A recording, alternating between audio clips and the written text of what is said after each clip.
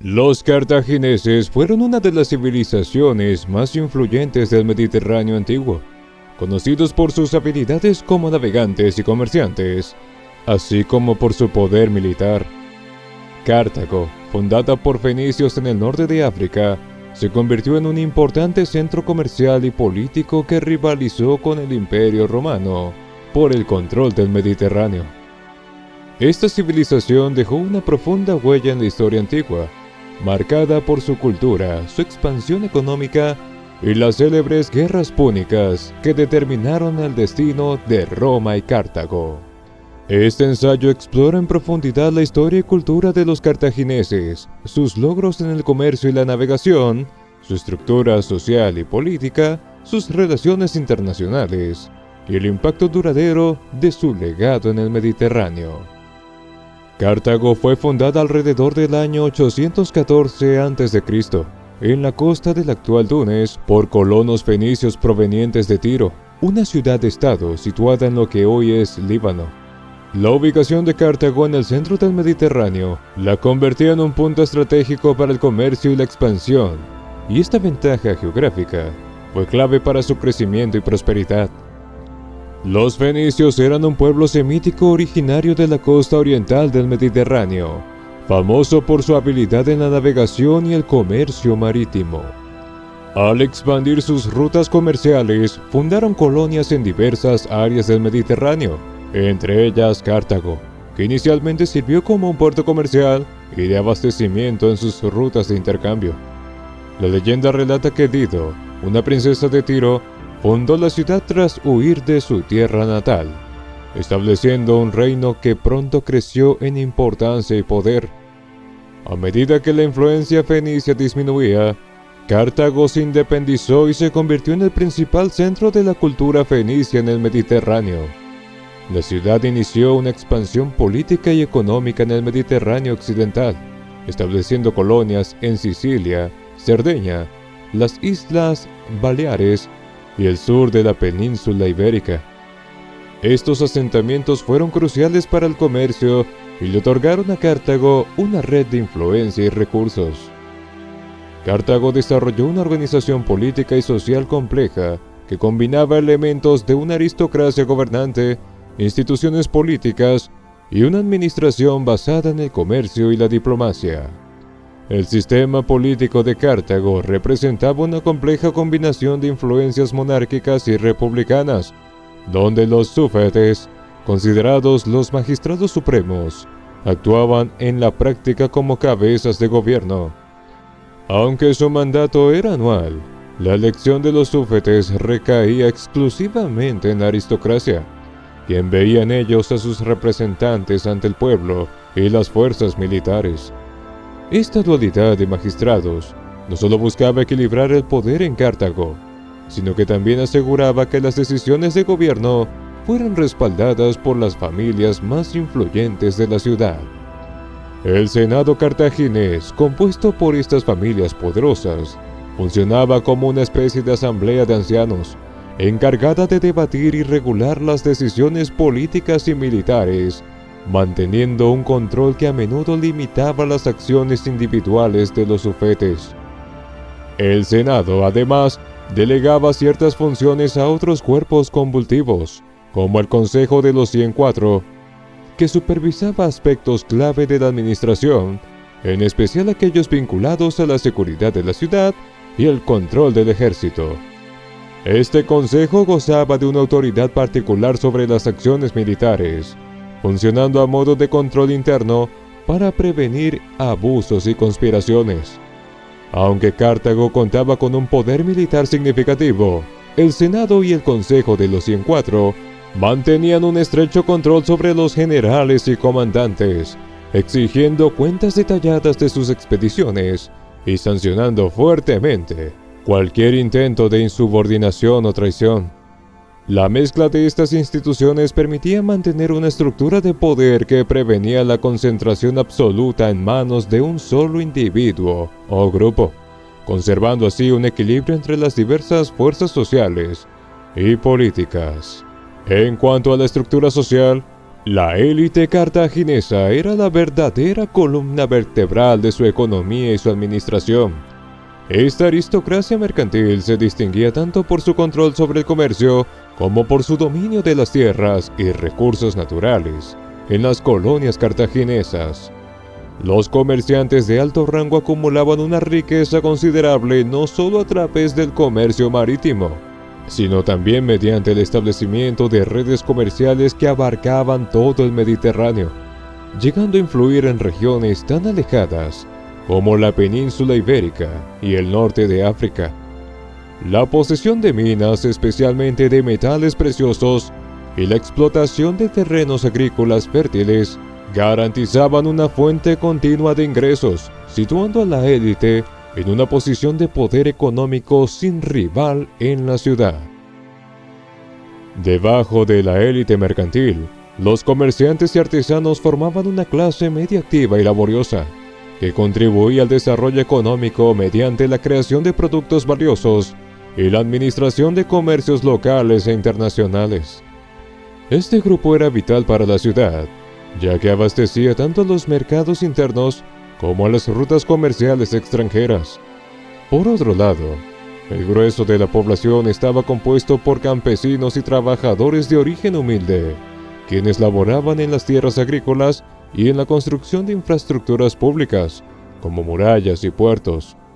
Los esclavos constituían la base de la pirámide social, siendo utilizados en labores más duras y peligrosas, principalmente en las minas y en la construcción, aunque algunos también trabajaban en tareas domésticas o como asistentes en talleres y comercios. Cartago se destacó por su economía basada en el comercio marítimo y su control de rutas comerciales que abarcaban todo el Mediterráneo y más allá. La economía cartaginesa estaba orientada al intercambio de bienes y a la explotación de los recursos naturales de sus colonias.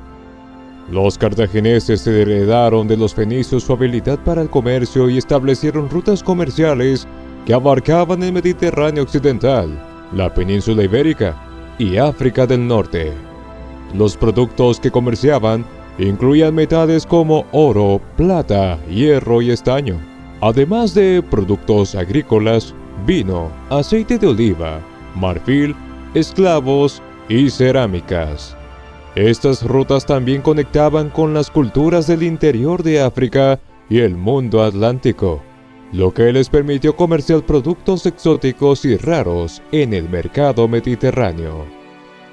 Las colonias cartaginesas en la península ibérica y Cerdeña eran ricas en recursos minerales, especialmente en minas de plata y cobre, lo que generaba una gran riqueza para Cartago. La agricultura también era importante, y las colonias producían cereales, frutas y aceite de oliva que abastecían a la ciudad. El control de estas colonias le permitía a Cartago asegurar un suministro constante de recursos y mantener su posición dominante en el comercio. La religión cartaginesa, heredada directamente de la rica tradición fenicia, se fusionaba con elementos africanos y mediterráneos, creando una cosmovisión espiritual compleja y diversa que permeaba todos los aspectos de la vida en Cartago. Esta mezcla de influencias dotaba a la religión de los cartagineses de una identidad única, en la que los dioses y diosas no solo representaban las fuerzas de la naturaleza, sino que también eran símbolos de la estabilidad y el orden social. Las prácticas religiosas en Cartago eran llevadas a cabo tanto en templos públicos como en altares familiares, lo que muestra cómo la espiritualidad y las creencias religiosas estaban profundamente arraigadas en la vida cotidiana de cada individuo, desde la élite hasta los esclavos. Y en el ámbito público, los templos de Baal-Amón y Tanit destacaban por su importancia, tanto arquitectónica como espiritual. Estas estructuras monumentales servían no solo como lugares de culto, sino como centros de poder y cohesión social. La relación con Baal-Amón y Tanit reflejaba una dinámica dual en la que el dios y la diosa actuaban como protectores de la ciudad y del bienestar general de los cartagineses. Baal-Amón, identificado con la fertilidad, la agricultura y el ciclo solar, simbolizaba la prosperidad de la tierra, asegurando la riqueza de las cosechas y, por ende, la estabilidad económica de Cartago. Tanit, por otro lado, era mucho más que una deidad femenina. Se convertía en la madre protectora, la figura que brindaba seguridad tanto en el hogar como en las fronteras de la ciudad. La veneración a Tanit incluía ofrendas regulares y, en ocasiones, celebraciones especiales en las que la ciudad entera participaba, demostrando así la unidad y devoción del pueblo cartaginés. Además de los rituales y sacrificios dedicados a los dioses, las festividades religiosas en Cartago jugaban un papel fundamental en la vida social y cultural. Durante estos eventos se llevaban a cabo procesiones en honor a las deidades principales, que recorrían las calles de la ciudad y culminaban en los templos, donde los sacerdotes realizaban ritos de purificación y ofrecían sacrificios. Estas festividades eran ocasiones de gran celebración y unidad, donde la población tenía la oportunidad de reafirmar sus lazos comunitarios y expresar su lealtad a la ciudad y a los dioses. Los días de fiesta eran también momentos en los que se suspendía temporalmente las actividades comerciales y se permitía que las personas de todas las clases participaran en los rituales, fomentando así la cohesión social. Un aspecto distintivo de la religión cartaginesa era el rol que desempeñaban los sacerdotes y sacerdotisas, figuras de alto prestigio que actuaban como intermediarios entre los dioses y el pueblo. Los sacerdotes de Baal-Amón, en particular, gozaban de una posición privilegiada, ya que no solo dirigían las ceremonias, sino que también eran consejeros de los gobernantes y cumplían funciones administrativas. La formación de estos sacerdotes era rigurosa y demandaba un conocimiento profundo tanto de los textos sagrados como de las prácticas rituales y los himnos. Las sacerdotisas de Tanit, aunque menos comunes que los sacerdotes masculinos, también desempeñaban un papel importante, ya que se creía que tenían una conexión especial con la diosa y podían interceder en nombre de las familias en cuestiones relacionadas con la fertilidad y la protección del hogar. Este sistema religioso, en el que los sacerdotes y sacerdotisas asumían roles específicos y de gran influencia, ayudaba a reforzar la estructura jerárquica de la sociedad cartaginesa. El culto a Tanit y Baal-Amón no solo se limitaba a la ciudad de Cartago. La expansión marítima y territorial de los cartagineses llevó consigo la difusión de su religión. En las colonias cartaginesas a lo largo del Mediterráneo occidental, como en Sicilia, Cerdeña e Iberia, se construyeron templos y santuarios dedicados a estos dioses, adaptando las prácticas religiosas locales a las costumbres de Cartago. De este modo, el culto cartaginés se fue mezclando con las creencias autóctonas de cada región, lo que ayudó a fortalecer la presencia e influencia de Cartago en estas tierras. En muchos de estos lugares, Tanit y Baal-Amón fueron adoptados por las poblaciones locales, que veían en estas deidades una fuente de protección y abundancia. El Tapet, un santuario asociado al sacrificio, ha sido objeto de debate y controversia entre los estudiosos, debido a los hallazgos arqueológicos que sugieren la práctica de sacrificios humanos. Aunque las pruebas apuntan a que el Tapet era un lugar de ofrendas rituales, los arqueólogos han encontrado restos de urnas que contienen restos óseos de niños y animales, lo que ha llevado a la hipótesis de que algunos de estos sacrificios eran de carácter humano, posiblemente en momentos de crisis o como ofrendas extraordinarias para apaciguar a los dioses. La teoría de los sacrificios humanos, sin embargo, ha sido cuestionada por algunos expertos, que sugieren que estos restos podrían representar entierros simbólicos o ceremonias funerarias de alto contenido ritual. En cualquier caso, el Tophet ilustra la importancia que los cartagineses otorgaban a sus prácticas rituales y su disposición a realizar ofrendas significativas para obtener la protección divina. Los sacrificios de animales, que eran más comunes que los sacrificios humanos, se realizaban en diferentes ocasiones, incluyendo tanto festividades como momentos de incertidumbre.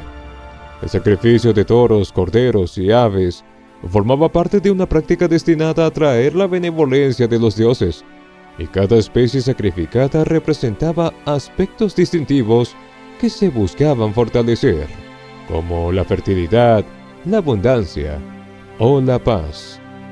En estos rituales, los sacerdotes invocaban a Baal-Amon y Tanit a través de himnos y cantos, que se acompañaban con danzas y música ritual.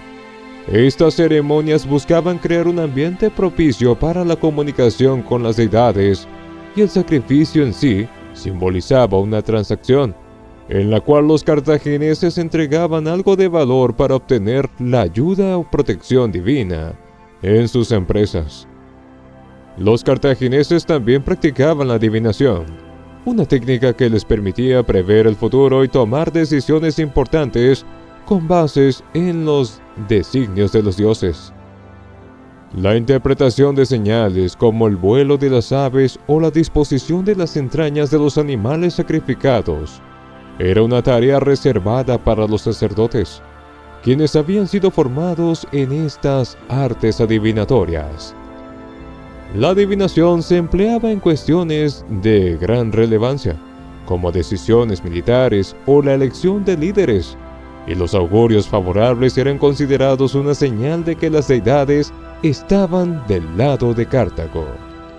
Este sistema de adivinación, aunque similar al de otras culturas mediterráneas, tenía sus particularidades, y los augurios obtenidos en Cartago eran interpretados en función de sus propios símbolos y creencias religiosas.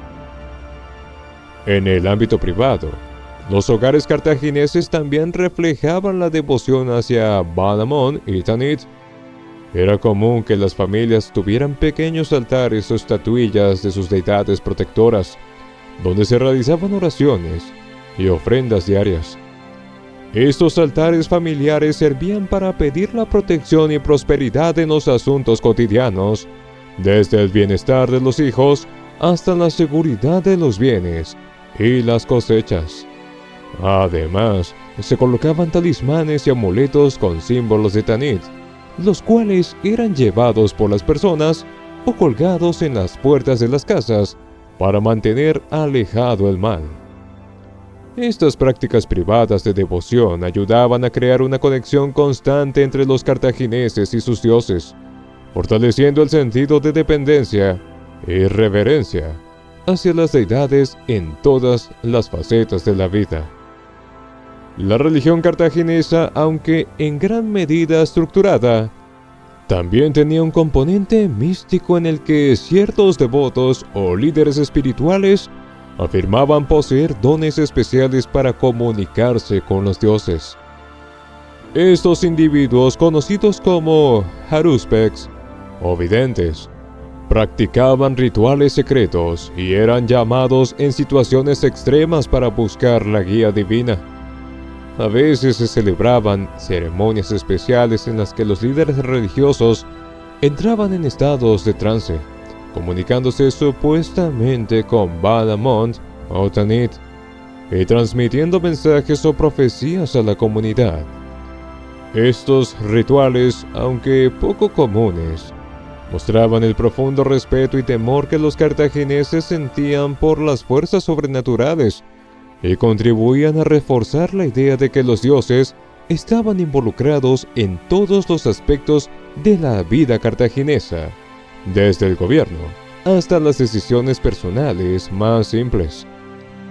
Finalmente, los rituales de purificación eran otra práctica espiritual importante en la religión cartaginesa. Antes de iniciar cualquier acto importante, Los cartagineses realizaban ceremonias de limpieza y purificación, destinadas a eliminar las impurezas y asegurarse de que estaban en un estado adecuado para invocar la protección divina. Estas ceremonias podían incluir baños rituales, el uso de incienso o la ofrenda de alimentos y flores.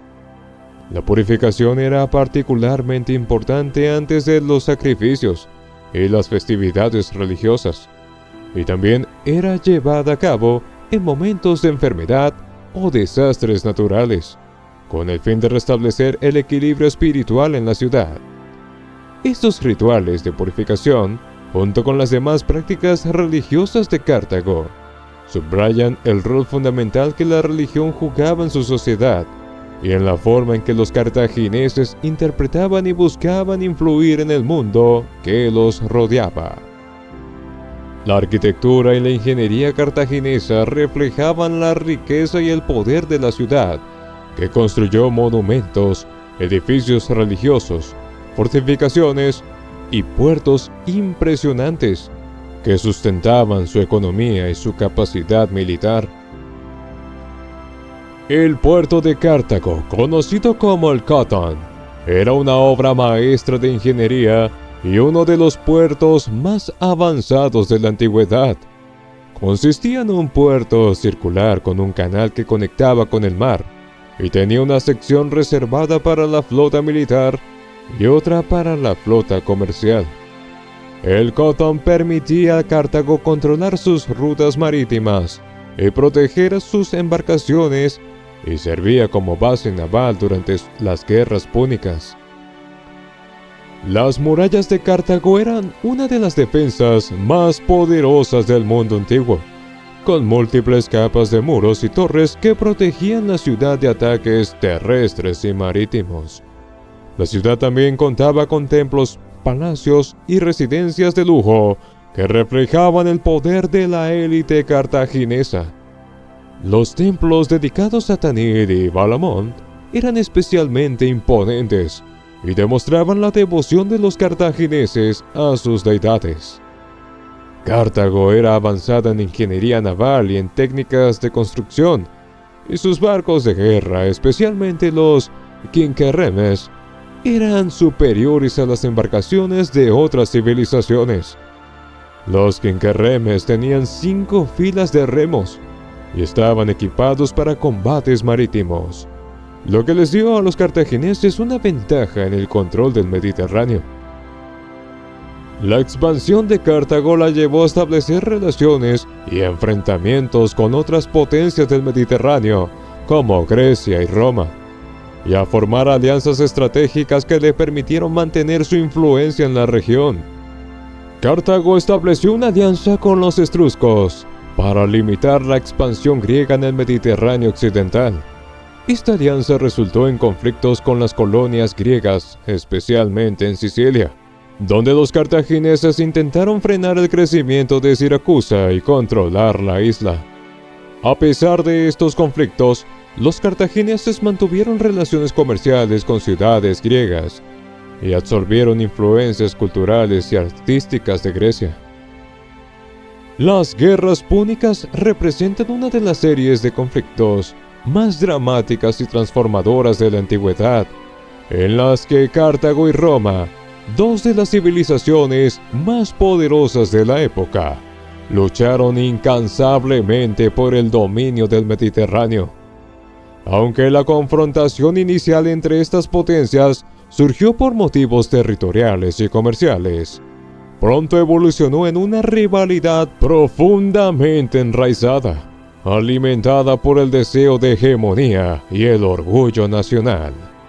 Ambas ciudades compartían el interés por controlar las rutas comerciales y expandir su influencia, pero sus visiones y culturas profundamente diferentes añadieron una carga emocional e ideológica a sus enfrentamientos, volviéndolos casi inevitables. Durante la Primera Guerra Púnica, la isla de Sicilia se convirtió en el principal escenario de disputa.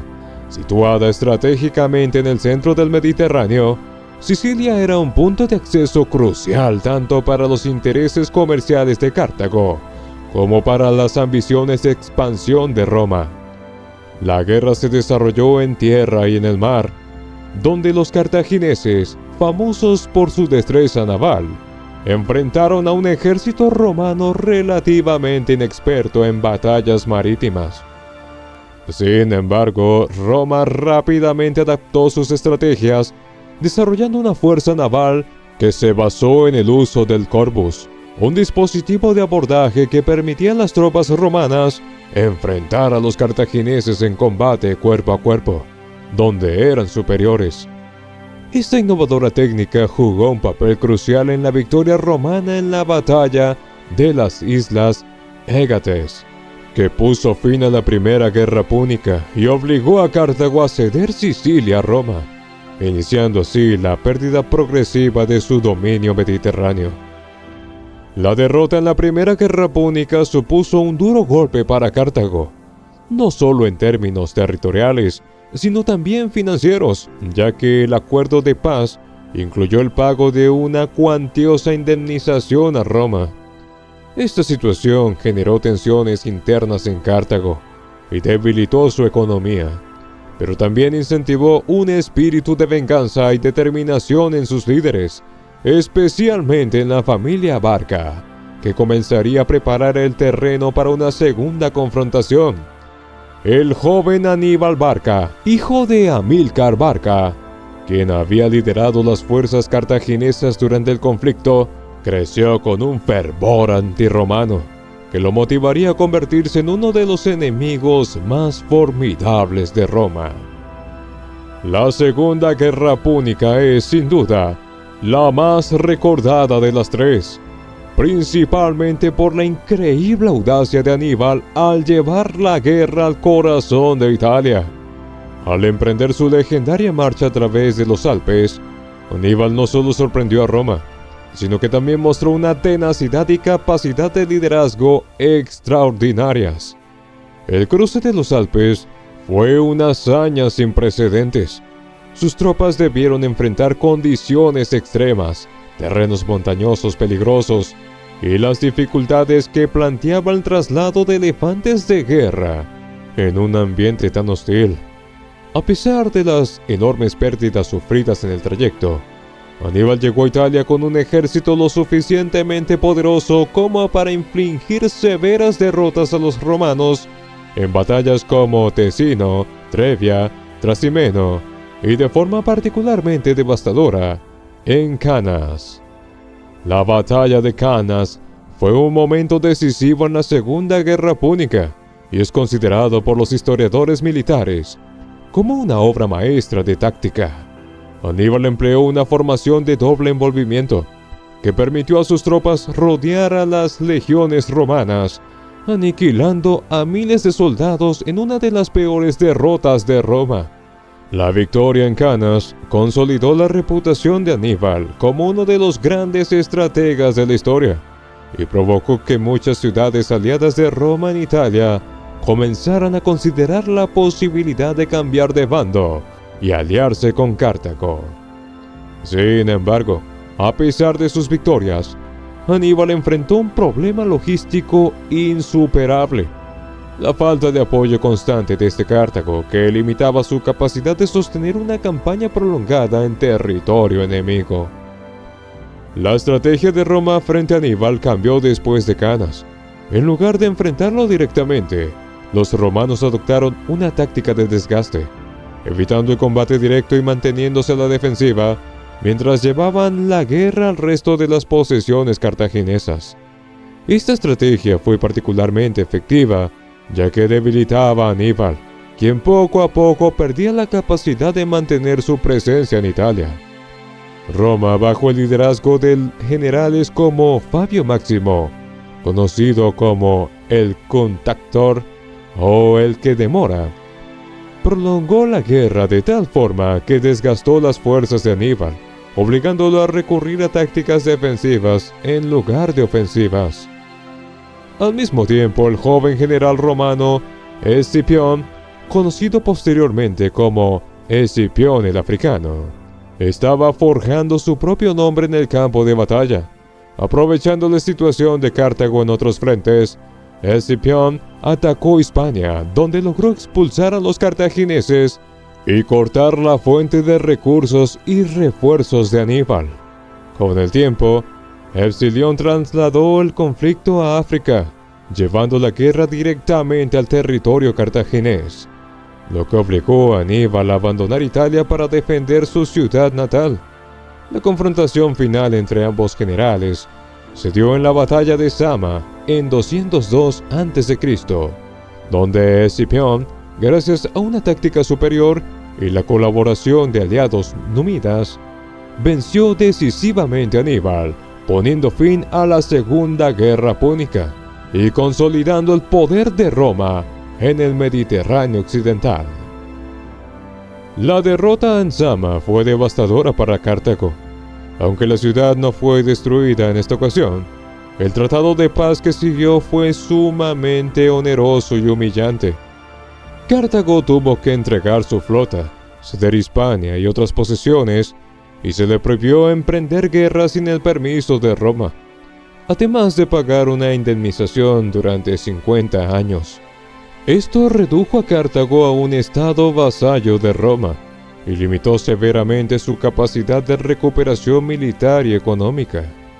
A pesar de las restricciones, Cartago logró en las décadas siguientes recuperar cierta estabilidad económica gracias a su persistente actividad comercial y a la labor de sus comerciantes. Sin embargo, el resentimiento y la desconfianza entre ambas ciudades no desaparecieron y los romanos continuaron viendo en Cartago una posible amenaza que debía ser controlada. La Tercera Guerra Púnica fue en gran medida impulsada por el miedo de Roma a una resurrección de Cartago como potencia rival. A pesar de que Cartago había sido despojada de su poder militar, algunos senadores romanos, en especial Catón el Viejo, promovieron la idea de que Cartago debía ser destruida por completo para evitar futuros conflictos. Catón concluía cada discurso en el Senado con la célebre frase «Cartago delenda est», Cartago debe ser destruida, reflejando una postura intransigente hacia cualquier intento de independencia o fortalecimiento de la ciudad africana. La situación empeoró cuando Cartago, en defensa propia, decidió armarse para resistir una invasión númida, lo que Roma interpretó como una violación del tratado. Este incidente fue el pretexto perfecto para que Roma declarara la guerra una vez más. La Tercera Guerra Púnica fue un conflicto corto, pero brutal. Roma envió a sus fuerzas directamente a Cartago y la ciudad, consciente de que esta vez luchaba por su supervivencia, resistió heroicamente durante 3 años. Los habitantes fortificaron la ciudad y demostraron una determinación y resistencia sorprendentes, empleando todo tipo de tácticas defensivas para frenar el avance de las tropas romanas. Sin embargo, la superioridad numérica y el implacable asedio romano resultaron inquebrantables. En el año 146 a.C., tras semanas de combates dentro de la misma ciudad, los romanos lograron entrar en Cartago, destruyendo y saqueando sus edificios. Los supervivientes fueron capturados y vendidos como esclavos, y la ciudad fue arrasada hasta sus cimientos. La destrucción de Cartago marcó el fin de las guerras púnicas y consolidó el dominio absoluto de Roma sobre el Mediterráneo. La derrota de Cartago dejó a Roma como la potencia hegemónica, iniciando así una era de expansión territorial que daría lugar al Imperio Romano. La caída de Cartago también significó la desaparición de una cultura y un sistema de gobierno único en el Mediterráneo, cuyos aportes y legados serían posteriormente absorbidos por la cultura romana. La región donde se encontraba Cartago fue convertida en la provincia romana de África, y Roma se dedicó a borrar todos los rastros de la antigua ciudad. Según algunas fuentes, los romanos llegaron al extremo de esparcir sal sobre el suelo para evitar que la tierra pudiera ser cultivada de nuevo. Aunque esta acción ha sido discutida por los historiadores modernos como un mito. La destrucción de Cartago marcó el fin de una era en el Mediterráneo y consolidó el poder de Roma en la región. La desaparición de Cartago permitió a Roma expandirse sin oposición en el norte de África y establecer una hegemonía que duraría varios siglos. El Mediterráneo occidental pasó a ser un Mare Nostrum para los romanos, quienes absorbieron y adaptaron muchos aspectos de la cultura y tecnología cartaginesa en su propio imperio. A pesar de su caída, el legado de los cartagineses perdura en la historia y la cultura del Mediterráneo. Su influencia se extendió a través del comercio, la tecnología y su ejemplo de rivalidad con Roma. La cultura cartaginesa, aunque marcada por la influencia fenicia, también absorbió elementos de las culturas griega, etruscas y africana, creando una mezcla cultural única en el Mediterráneo. La tecnología de sus barcos, su conocimiento del comercio y su habilidad en la diplomacia y la guerra influyeron en las prácticas de otras civilizaciones. La rivalidad entre Cartago y Roma, simbolizada en la figura de Aníbal, ha perdurado como una de las historias más apasionantes de la antigüedad. Esta historia ha sido narrada y reinterpretada en la literatura desde los historiadores antiguos hasta los escritores modernos, y continúa fascinando a quienes estudian el pasado. El nombre de Cartago y su resistencia se ha convertido en un símbolo de determinación y desafío contra la dominación. Las ruinas de Cartago han sido objeto de excavaciones y estudios arqueológicos que han revelado aspectos fascinantes de su arquitectura, religión y vida cotidiana. Los descubrimientos en sitios como el Cotán y las necrópolis han arrojado luz sobre una civilización que alguna vez fue una de las más avanzadas y poderosas del Mediterráneo. La historia de los cartagineses es la historia de una civilización que a través de la habilidad comercial, la tecnología y la ambición militar, logró convertirse en un poder dominante en el Mediterráneo. Desde sus humildes orígenes como colonia fenicia hasta su apogeo como rival de Roma, los cartagineses demostraron una capacidad de adaptación y una resistencia que los distinguió como una de las grandes civilizaciones de la antigüedad. Aunque Cartago fue destruida, su legado persiste en la historia y la cultura del Mediterráneo, y su historia sigue siendo un recordatorio del poder y la fragilidad de los imperios. Los cartagineses, con su espíritu emprendedor y su habilidad para navegar, comerciar y luchar, siguen siendo una fuente de fascinación y un símbolo de la complejidad y riqueza del mundo antiguo.